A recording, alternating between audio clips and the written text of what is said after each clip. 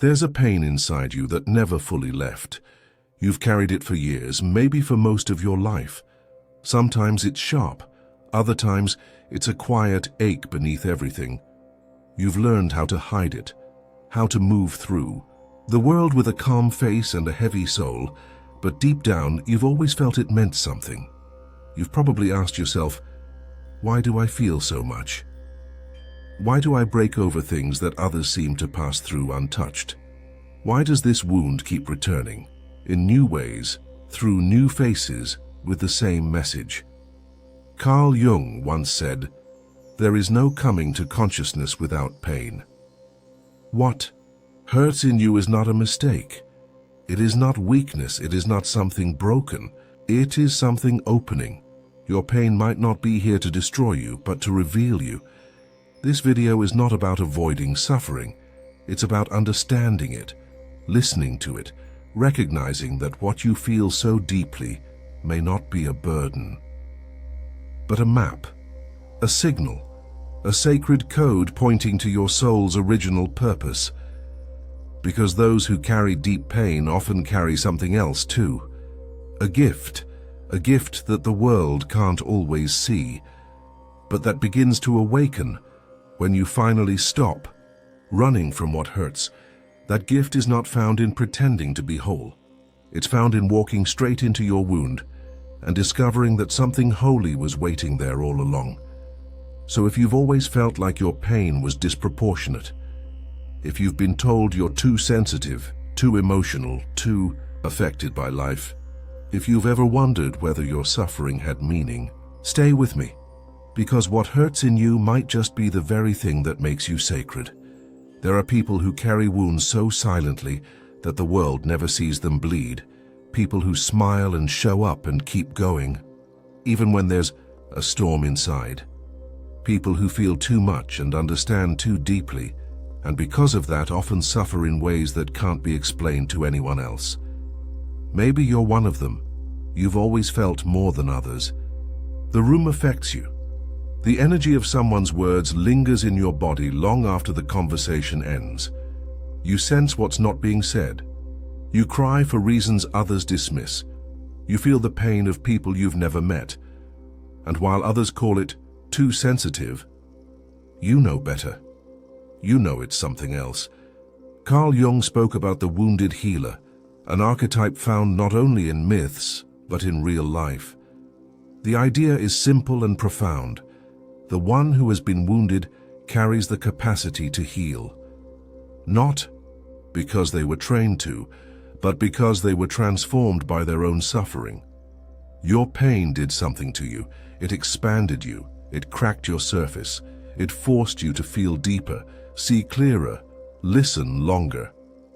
It gave you access to a depth most people never reach, not because you wanted it, but because you had no choice. And maybe it made you feel different, misplaced, out of sync with the rest of the world. Maybe you've walked into rooms and felt the heaviness before anyone spoke. Maybe you've absorbed people's unspoken sadness and had to carry it in silence. Maybe you felt like an emotional sponge, soaking up the grief and anxiety and tension that others don't even realize. They're releasing. That's not dysfunction, that's spiritual sensitivity. The pain you carry isn't a sign that something is wrong with you. It's a sign that something in you is awake. You were never meant to be numb. You were never meant to walk through life untouched. You came here to feel, and because of that, your nervous system was designed to detect frequencies that others ignore. Yes, it hurts. Yes, it isolates. Yes, it makes you question your strength.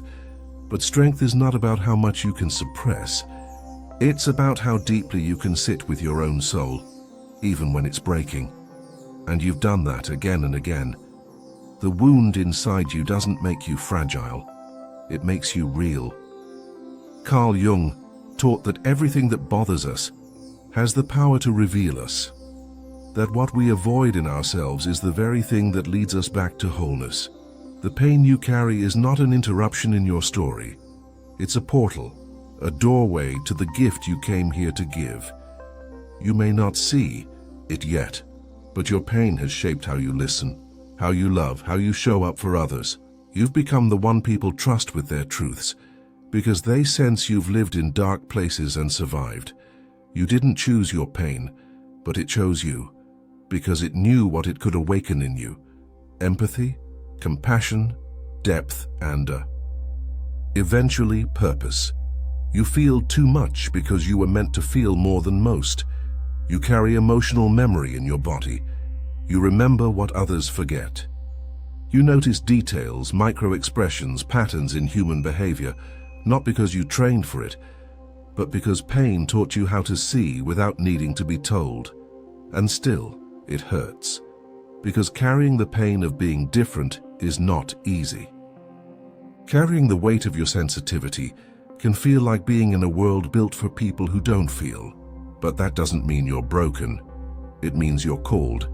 You're being shaped into someone who understands the invisible, someone who doesn't just survive pain, but translates it into something meaningful, into music, into words, into presence, into healing.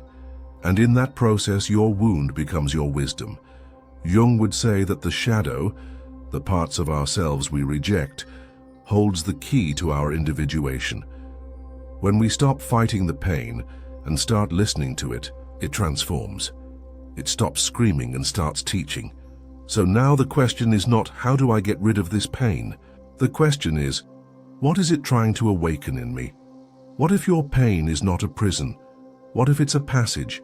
What if your sensitivity is not your shame, but your signature? And what if, buried inside your deepest ache, is the very reason you're here? Pain has never been random.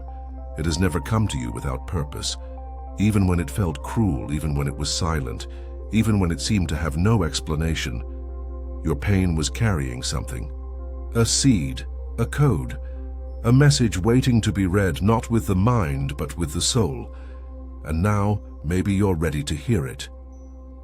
Carl Jung believed that every wound, every suffering, every loss we experience contains a hidden opportunity, the chance to become whole. He called it individuation, the process of returning to the center of the self, not by avoiding suffering, but by passing through it with awareness. Pain, in this view, is not punishment. It is initiation. What has your pain been trying to awaken? It has likely made you more intuitive, not in a mystical way, but in a very grounded human way. You walk into rooms and feel what others are feeling. You notice shifts in tone, unspoken stories behind people's eyes.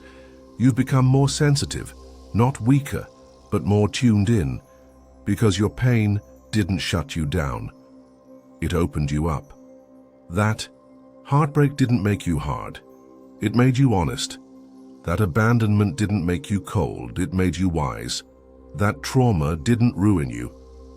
It rewired you to detect what others can't see. The pain you've lived has shaped how you move in the world. You listen with different ears. You hold space without judgment. You understand silence. You respect sorrow. These aren't things you learned in a book. You earned them in the dark. And in that darkness, something sacred began to form. A gift. Maybe it looks like healing. The ability to sense where someone is wounded before they speak. Maybe it looks like creativity, the ability to transform inner ache into music, art or language that reaches others. Maybe it looks like presence, the ability to be with someone in their suffering without needing to fix it.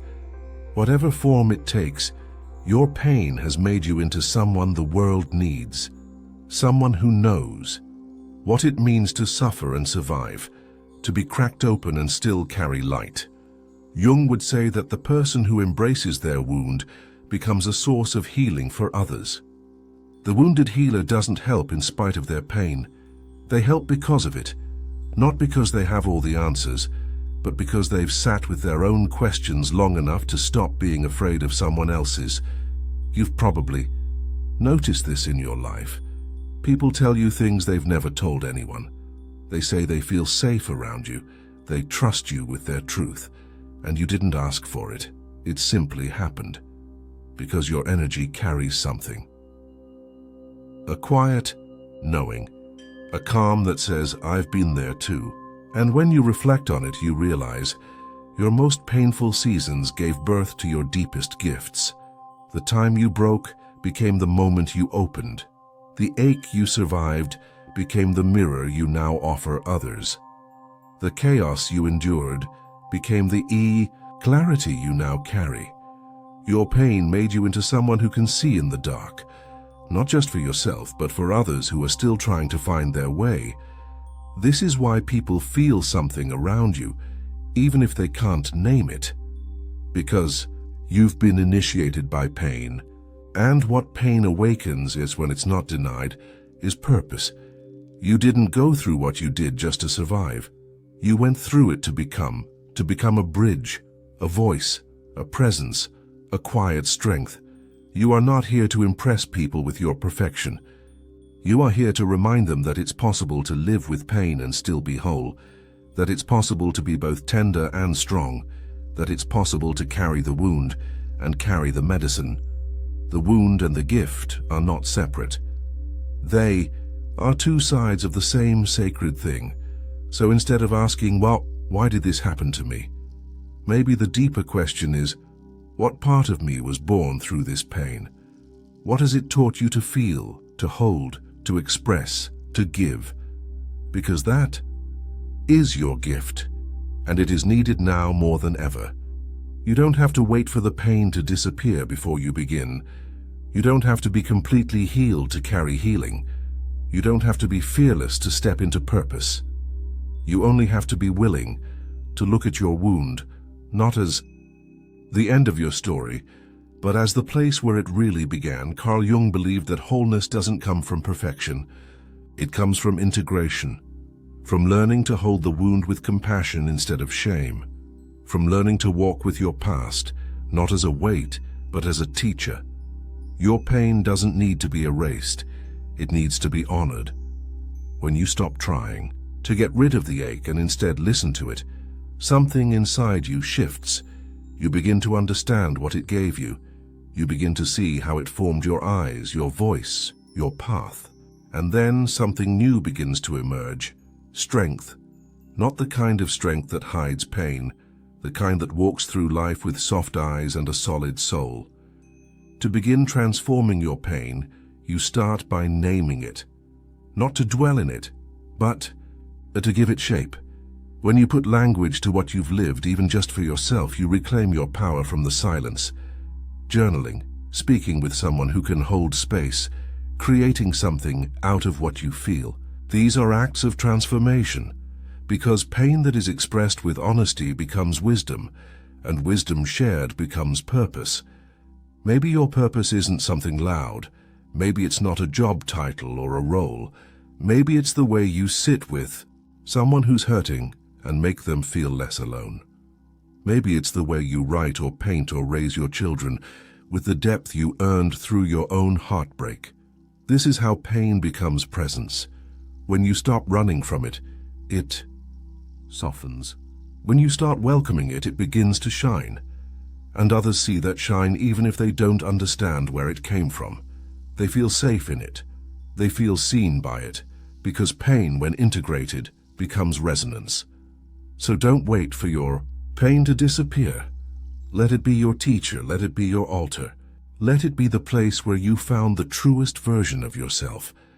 Carl Jung wrote, "The privilege of a lifetime is to become who you truly are."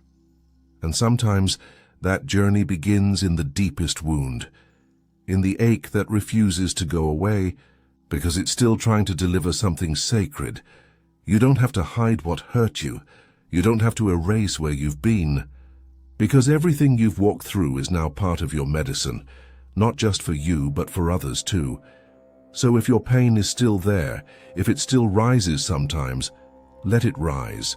Let it remind you that you feel, that you survived, and that you remember, not to stay trapped, but to stay true, because that pain carries your gift, and the world needs it now more than ever. If these words touched something inside you, write this below. The pain I carry is the mark of my gift. And let those who carry the same light through darkness find you there.